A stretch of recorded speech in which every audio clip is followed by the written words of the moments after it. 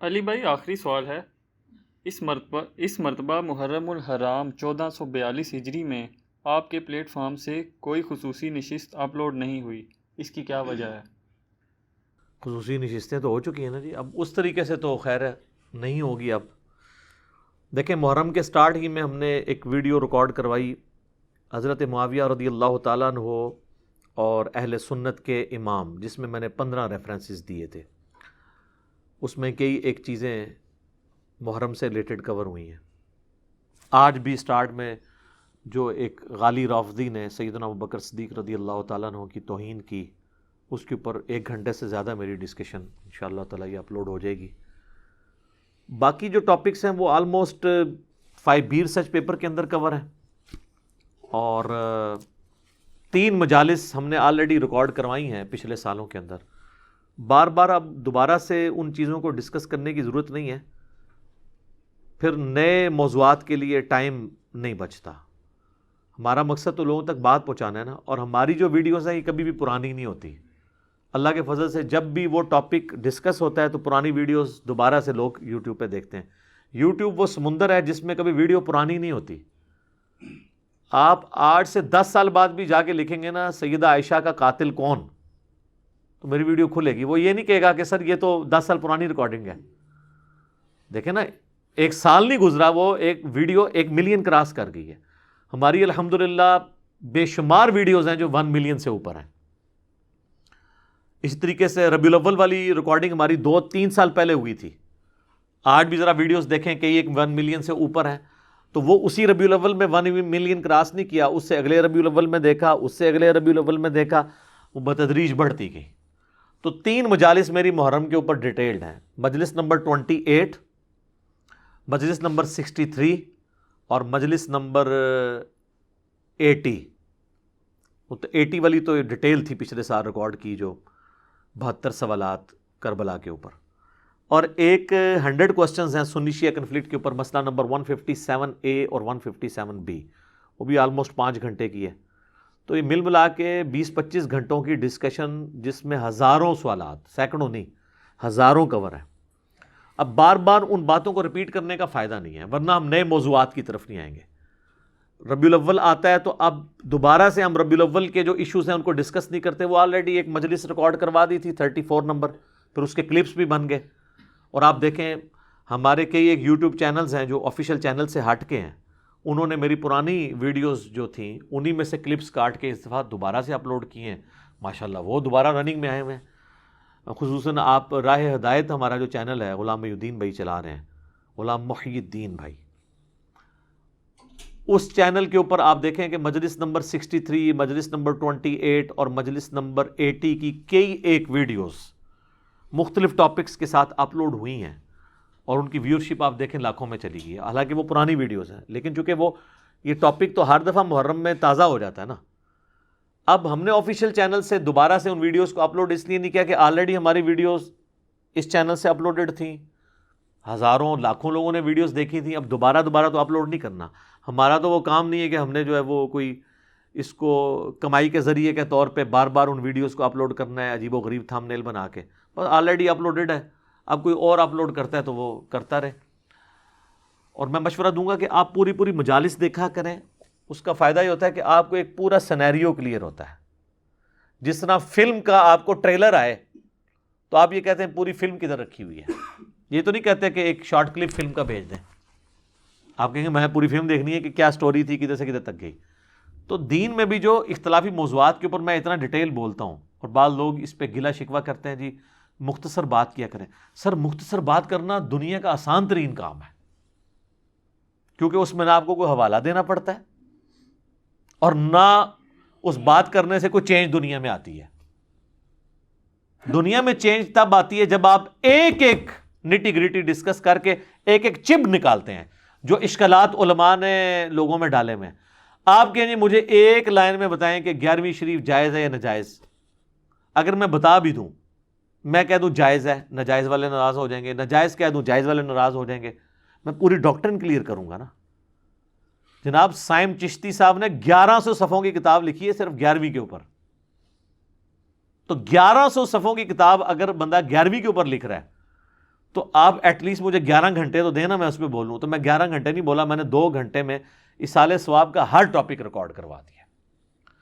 کربلا اور محرم یہ تو دنیا کا سب سے بڑا ٹاپک ہے, کیونکہ امت 2 ٹکڑے ہوئی ہے. باقی یہ چھوٹے موٹے سیکٹس آپ چھوڑ دیں, کوئی بھی چھوٹا آپ سیکٹ فرقہ اٹھائیں گے نا, یا وہ سنیوں کا فرقہ ہوگا یا شیعہ کا ہوگا.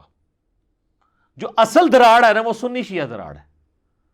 ایون وہ فرقے جن کی ہم تکفیر کرتے ہیں وہ بھی, ان کی روٹس بھی سنی اور شیعہ ہیں. قادیانیوں کی روٹ سنی ہے, نصیریہ کی روٹ شیعہ ہے.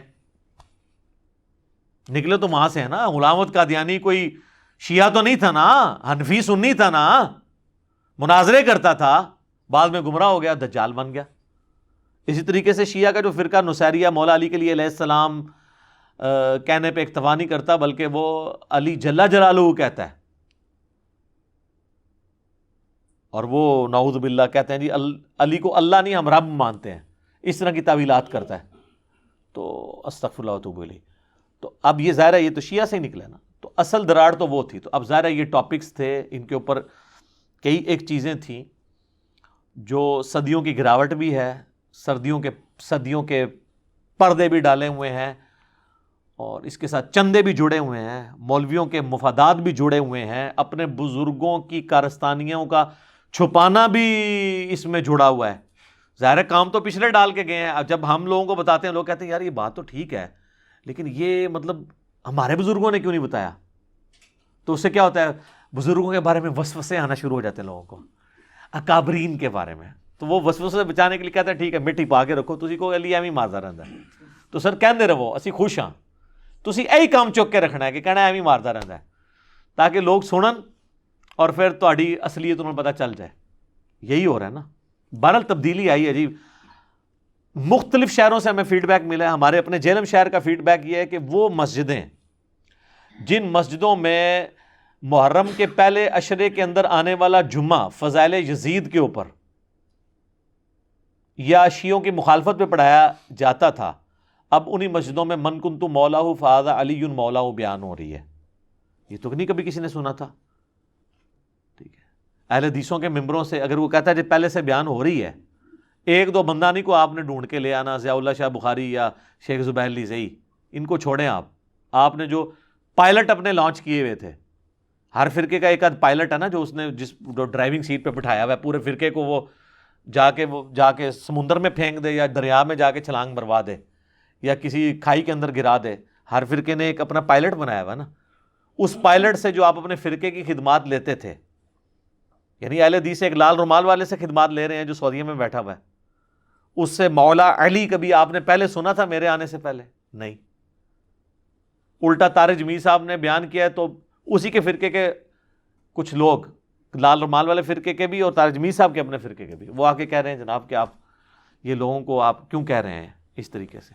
اور اپنا حال یہ ہے کہ وہ حضرت ابوبکر کے لیے صدیق کا لقب ہے, صدیق اکبر کہتے ہیں. یہ صدیق اکبر کہاں لکھا ہوا ہے؟ فاروق اعظم, فاروق تو ٹھیک ہے, فاروق اعظم کہاں لکھا ہوا ہے؟ حضرت عثمان کے ساتھ لگانا ہی بھول گئے کیونکہ لفظ ہی ختم ہو گئے سن. یا اعظم لانا ہوتا ہے یا اکبر لانا ہوتا ہے, نہیں تو حضرت عثمان نال بھی ہونا چاہیے سن, غنی اعظم یا غنی اکبر. ٹھیک ہے نا, وہاں تو کچھ بھی نہیں لگا ہوا, وہاں ذو النورین لگاتے ہیں, وہ بالکل ٹھیک ہے. تو طارق جمیل صاحب نے کہا کہ ہمیں مولا علی کہنا چاہیے علی کے بجائے. ادھر سارے کہتے ہیں نہیں یار یہ کیا کرنا شروع کر دیے, تو شیعوں والی باتیں شروع کر دی ہیں. مولا کا مطلب تو لوگ پھر خدا لے لیں گے, پھر یہ لے لیں گے, تو وہ لے لیں گے. اچھا تو صدیق اکبر کا مطلب کوئی اللہ اکبر والا وہ نہیں لے گا.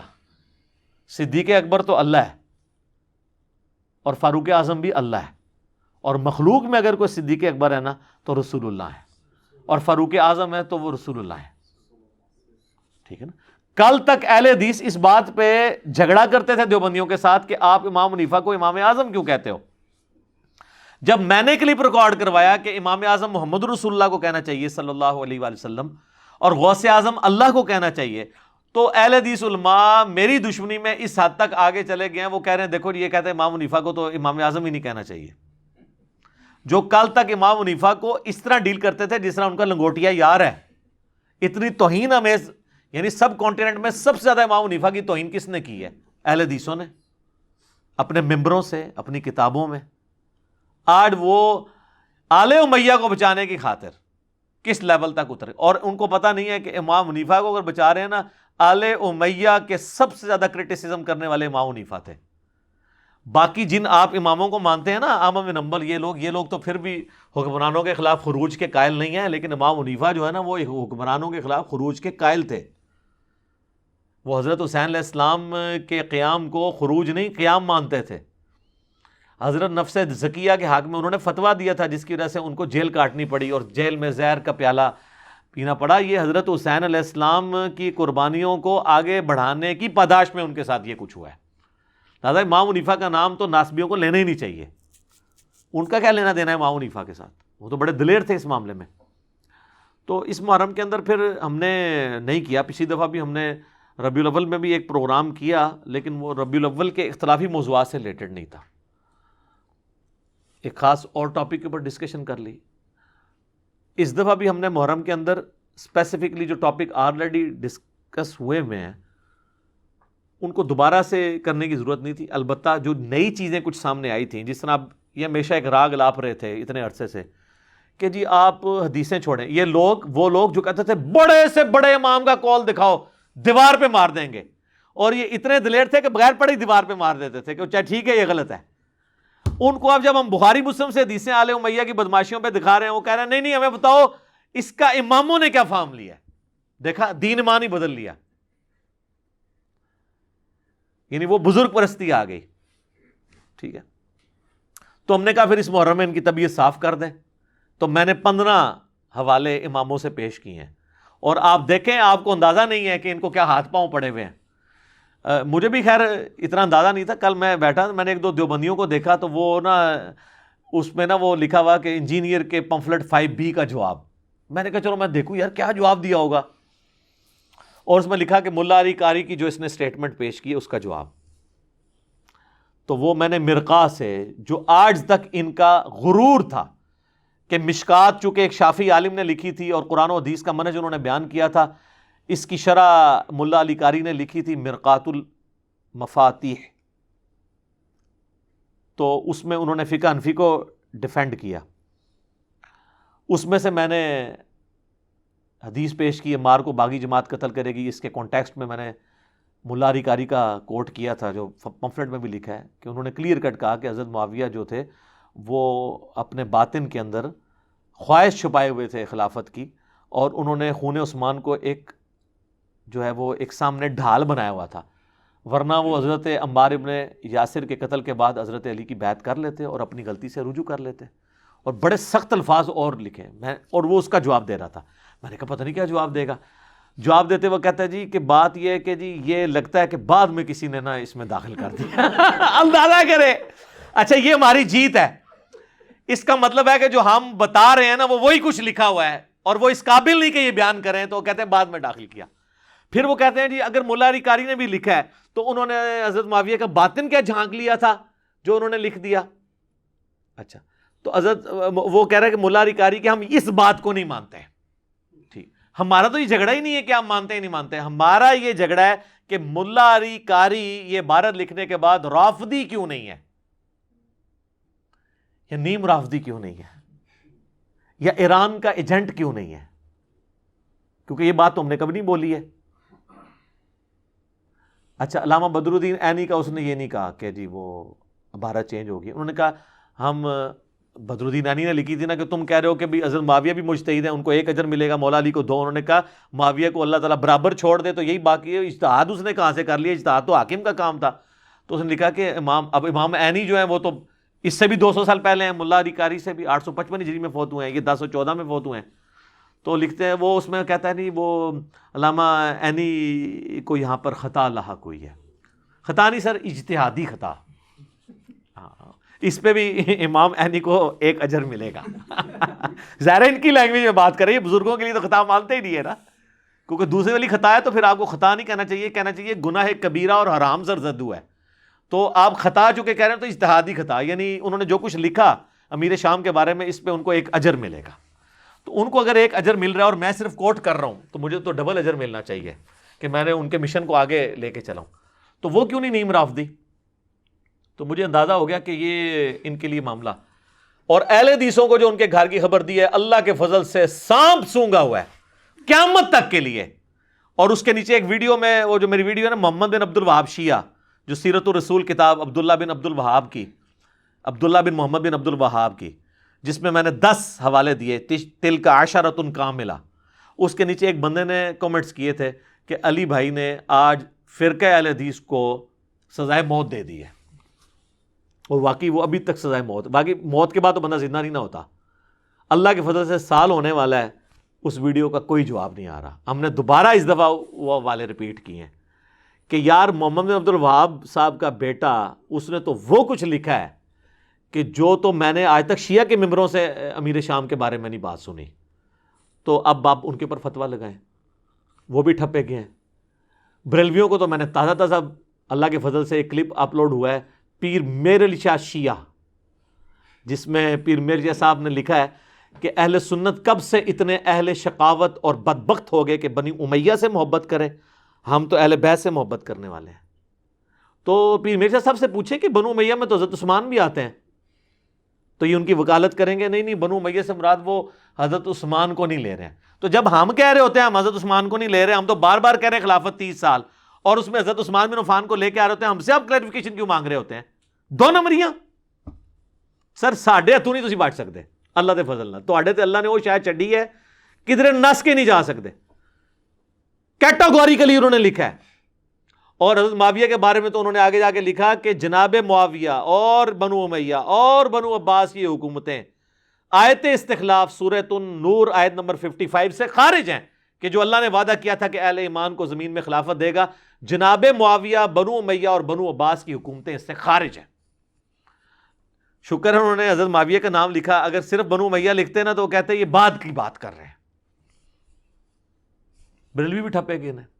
پیر میر شاہ صاحب اگر شیعہ ثابت ہو جاتے ہیں نا, جو یہ ڈاکٹر انہوں نے رافضی کی رٹ لگائی ہے, تو پیچھے تو ان کے پلے شاہی کوئی نہیں ہے نا. پھر ہم اوپر تک لے کے گئے ہیں, حوالے دیے جا کے, ابن سیرین کا حوالہ دیا ہے, صحیح مسلم سے حوالے دیے ہیں, بخاری سے دیے ہیں, عمار بن یاسر کے اقوال پیش کیے ہیں, صحابہ کرام کا, صحابہ کا فہم, تابعین کا فہم, تبع تابعین کا فہم, اسلاف کا فہم, وہ 15 والے اللہ کے فضل سے یوٹیوب کے اوپر قیامت تک کے لیے ہے کہ اس کا جواب آپ دیں. اس کا جواب صرف یہ ہوگا کہ جی ان سے اجتہادی خطا ہوئی ہے, کتابیں تو چینج نہیں کہہ سکتے, اب بخاری مسلم کو تو نہیں کہیں گے چینج ہوئی ہے. تو سر جو ان کے بارے میں آپ نے حکم لگانا ہے نا, وہی میرے بارے میں لگائیں. اگر وہ یہ سب کچھ کر کے بھی سنیوں کے علم بردار ہیں تو پھر ہمیں آپ سے سنیت کا سرٹیفکیٹ لینے کی ضرورت نہیں. ویسے تو سرٹیفکیٹ ہمیں آپ کو دینا ہے, کیونکہ آپ نے لوگوں کو بتایا تھا سنیت کی کتابیں یہ ہیں. جس طرح پرانے زمانے میں لوگ سکولوں کے اندر نا کورس کی کتابوں میں رکھ کے کہانیاں پڑھا کرتے تھے نا, باہر سے وہ لکھتا سائنس کی کتاب اور اندر ٹارزن کی کہانی چل رہی ہوتی تھی. آپ کے علماء نے بھی صدیوں سے یہی کیا ہے کہ شوکیس میں لگائی بخاری, اندر جناب آپ کو عمران سیریز پڑھاتے رہے ہیں ابھی تک, اور ٹارزن کی کہانیاں پڑھاتے رہے ہیں. تو اب ہم نے آ کے ایکسپوز کر دیا اللہ کے فضل سے. ہر جگہ جو ہے نا وہ صدا اٹھی ہوئی ہے کیا کہ مرنے سے پہلے اے مسلمان کر لے اس پہ غور, کتابوں کا خدا اور ہے بابوں کا خدا اور, کہنے کو تو دین سب کا اسلام ہے لیکن کتابوں کا جہاں اور ہے بابوں کا جہاں اور. اور آخری شعر کہ نہ میں بابی نہ میں بابی, میں ہوں مسلم, علمی کتابیں. ٹھیک ہو گیا جی. اللہ تعالیٰ سے دعا جو حق بات میں نے کہی اللہ تعالیٰ ہمارے دلوں میں راسخ فرمائے. اگر جذبات میں میرے منہ سے کوئی غلط بات نکل گئی تو اللہ تعالیٰ ہمارے دلوں ہی سے اسے معاف کر دے, ہمیں معاف بھی فرما دے, ہمیں کتاب و سنت کی تعلیمات پر عمل کر کے دوسرے بھائیوں تک پہنچانے کی توفیق عطا فرمائے. سبحانک اللہم و بحمدک اشہد ان لا الہ الا انت استغفرک و اتوب الیک وما علینا الا البلاغ المبین. جزاکم اللہ خیرا.